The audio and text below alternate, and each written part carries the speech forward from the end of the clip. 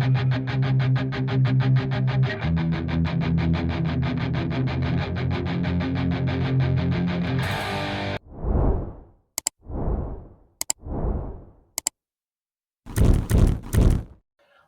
and welcome back to the David67 Celtic News YouTube channel. Today's video going to be a post-match review of Celtic's 5-2 win over Falkirk yesterday afternoon in the League Cup quarter-final. In the end, a nice comfortable win, but for an hour or so, Falkirk very much in the game, trying to take the game to Celtic as much as they can, weren't playing 9 men behind the ball. They at least did try to stretch Celtic out wide, get players forward to support their strikers and their forwards, and was actually one of Celtic's hardest games so far of the season. So with this video, we're going to have a wee chat regarding the goals, my own player ratings, the stats for the game, and one or two wee thoughts regarding Celtic's lineup and the players who played for Celtic yesterday, both the starting 11 and the 5 subs. Before we do crack on with today's video, just a wee suggestion, encouragement to click that subscribe button if you have not yet subscribed to the channel. Keep the numbers pushing further and further past 1,000. If you do like the video, please do click that like button. It does help the channel get seen by more people. And if you do have any pleasant, polite thoughts, comments, opinions regarding yesterday's game, the players, my ratings, and any other Celtic issues, please do pop those into the comment section. Yesterday's game ended up Celtic 5, Falkirk 2. Gets us into the semi-finals. We'll be playing Aberdeen back at Hampden in a few weeks' time. A game I think Celtic will put their best available 11 out for, and a game I'm very confident will win, and then get through to the final to play the winner of the Rangers Motherwell other semi-final. Yesterday I had been watching the Celtic women's match against Vorskla Poltava in Airdrie, and so got back to see the Celtic match against Falkirk 10 minutes into the game, and almost immediately that I got home, Falkirk went 1-0 up in 11 minutes through their striker McKeever. Don't really think Kasper Schmeichel had much chance with that goal, and not ideal defending. Celtic pretty much then got back on the front foot, did create some chances, and then in the 21st minute, Paulo Bernardo had a brilliant finish from inside the box, nicely set up by Alex Valley, putting us back to 1-1. Celtic remained pretty much on top. One or two chances and half chances, one or two nice passes and crosses into the box from Luis Palma, and particularly from Paulo Bernardo, who had a great first half. However, right at the end of the first half, Falkirk took a surprise 2-1 lead. Alex Valley lost the ball out on Celtic's left. Some suggestions that there may have been a foul challenge on him. However, neither the assistant referee, the referee, or VAR thought there was enough contact on Valley to give a free kick. Borderline offside out there as well. However, nice ball into the box. I thought Ralston and Welsh defended very poorly. That ball into the box, leaving Yates completely free to header the ball back across Kasper Schmeichel's goal. Was a bit disappointed with Schmeichel's effort to try and save that. I think he could actually have made much more of an effort to save that header, but Yates scored and put them 2-1 up at half-time. Celtic came out unchanged after the half-time break, bit of huffing and puffing, one or two half chances created for Idah by Luis Palma and Paulo Bernardo again. And it wasn't until the 61st minute that things really changed. Brendan Rodgers brought on 4 subs. He brought on Kuhn, Engels, Yang, and Taylor, taking off Valley, Luis Palma, Forrest, and Rio Hatate. And the game very much turned round. I think it is important to state at this point also that the subs coming on after just over an hour came on at the perfect time, because at that point Falkirk were really starting to tire physically and mentally, having battled very hard for 60 minutes. And so those four players did have things slightly easier, in that they were playing up against tired defenders, tired midfielders, and their Falkirk's wide players were starting to lose their pace and energy as well. Nicholas Kuhn set up the first of Celtic's comeback goals in the 70th minute, got himself free in the left side of the box. Beautiful ball across the box to Idah, just on the edge of the 6-yard box, and he popped the ball in.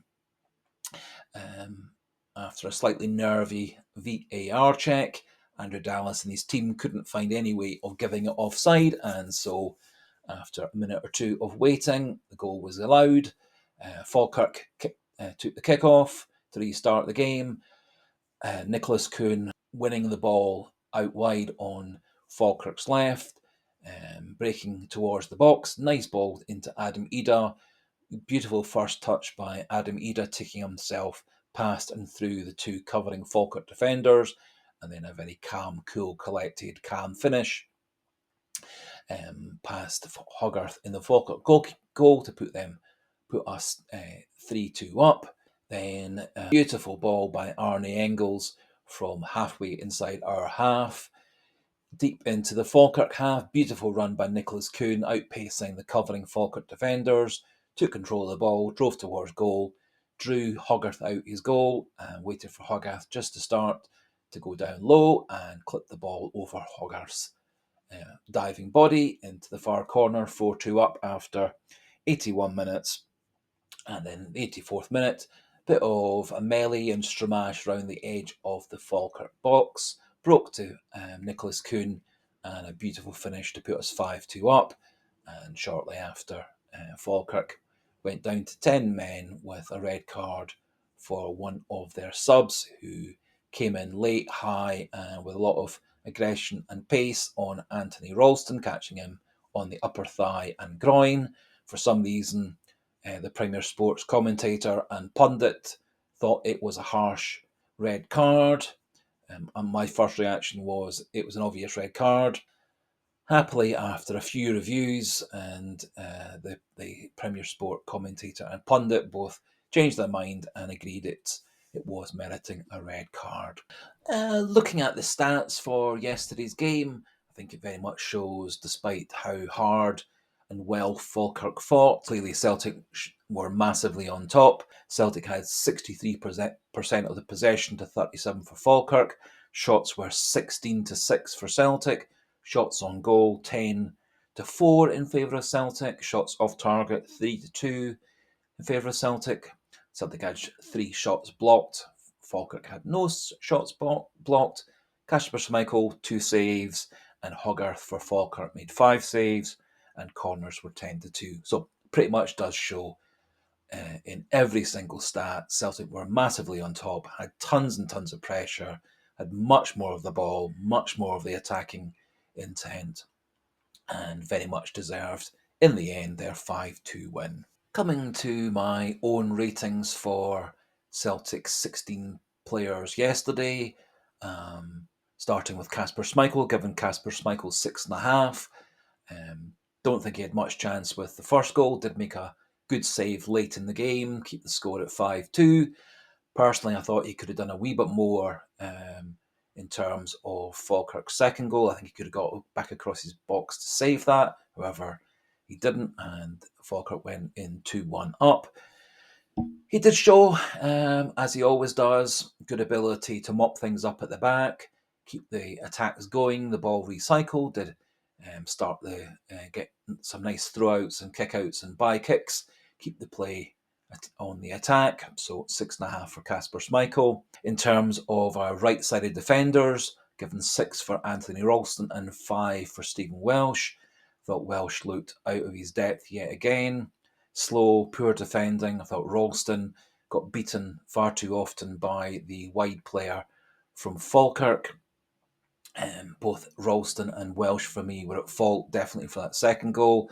They did nothing to challenge the Yates in the box. to stop Yates getting a good header back across the box into the goal. I thought their defence on the right-hand side was quite poor. Ralston not really getting himself forward the way that Alistair Johnston does. And I thought Welsh's distribution coming out the defence with the ball was very poor. And so 6 for Ralston, 5 for Welsh. I've given 6.5 for Austin Trusty. I thought he looked much more assured than Welsh in central defence. He came out with the ball very nicely, lots of nice passes, seemed very controlled in his defensive performance, and I think shown a lot of promise. And I think with a few more games, I think Austin Trusty is going to be a good player for us. I thought Alex Valley had not too bad a debut as a young left back. I've given him 6.5 as well. He did get caught out for pace a few times in defensive positioning with Falkirk's wide man on the right. I thought he broke forward really quite nicely. He was involved in that first goal for Paulo Bernardo. He was, I think, at fault for the second goal as well. Sometimes the challenge of the Falkirk wide player on him might have merited a free kick. Probably most likely in Spanish football it definitely would have done. However, it wasn't given. He got manhandled physically off the ball. But I thought, in terms of a young left back making his debut in front of a fairly large crowd, he did pretty fine. So 6.5 for him. Very disappointed with Rio Hatate and Callum McGregor, given Rio Hatate 5, Callum McGregor 6. Thought this was Rio Hatate's poorest match. Thought he did very little to support Alex Valley behind him, very little to support Luis Palma going forward. Similarly, Callum McGregor, I thought was quite a poor game.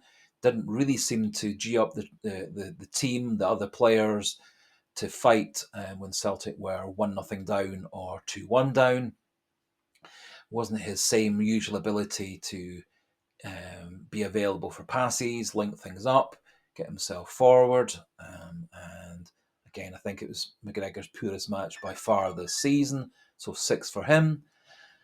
Given Paulo Bernardo 7.5, I thought he had a very good game for Celtic, particularly in that first half. Scored a brilliant equaliser first time around. He was involved in the first half with pretty much everything that Celtic did that was good.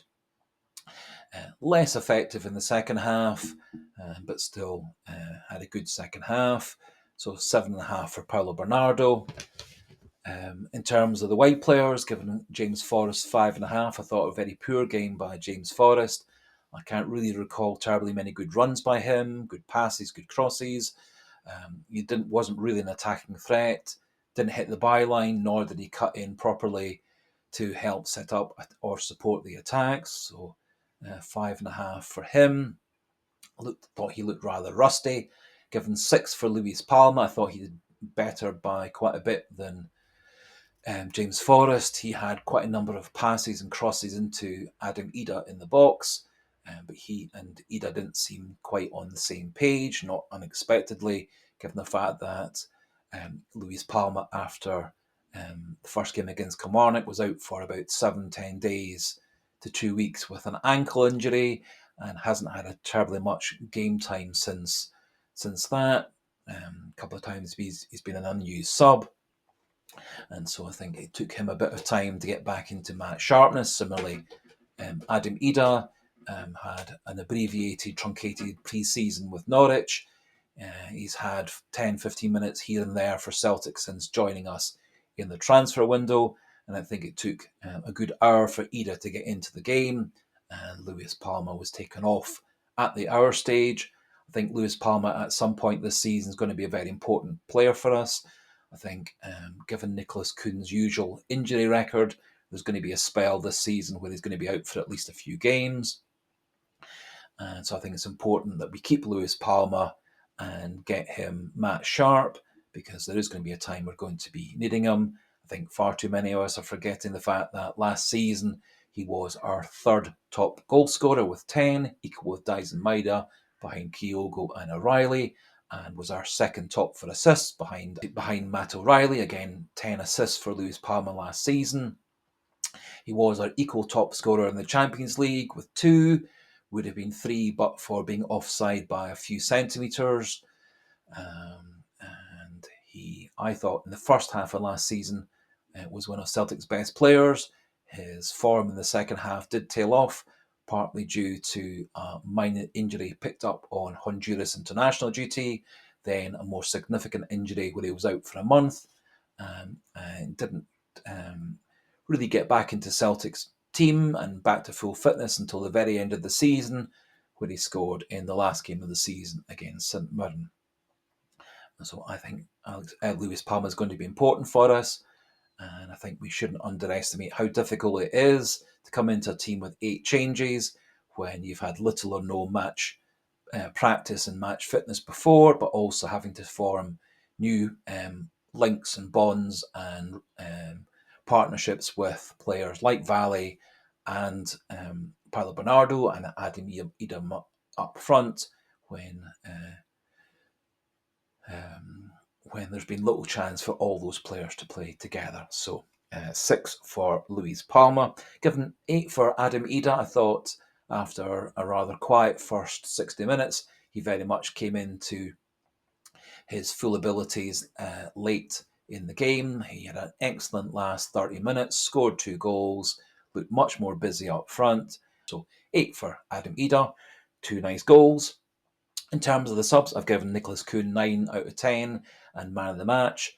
2 assists, 2 goals, excellent performance, lots and lots of pace, lots and lots of directness, lots and lots of ability to take on defenders, break inside. And as I said, 2 nice goals, 2 nice assists, so 9 out of 10 for Nicholas Kuhn. Our super sub, given 7 for Yang. I thought he showed a lot of pace down that left-hand side. Cuts inside, which appears to be the way that Rodgers wants his wide players to play. Yang showed a lot of pace, quite often breaking towards the box.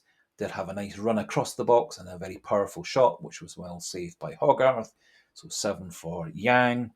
I've given 7 for Engels. Brilliant pass to set up Kuhn's goal, our 4th.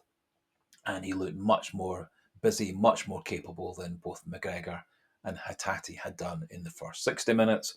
And Greg Taylor, 6.5. Didn't have a terrible amount of defensive work to do.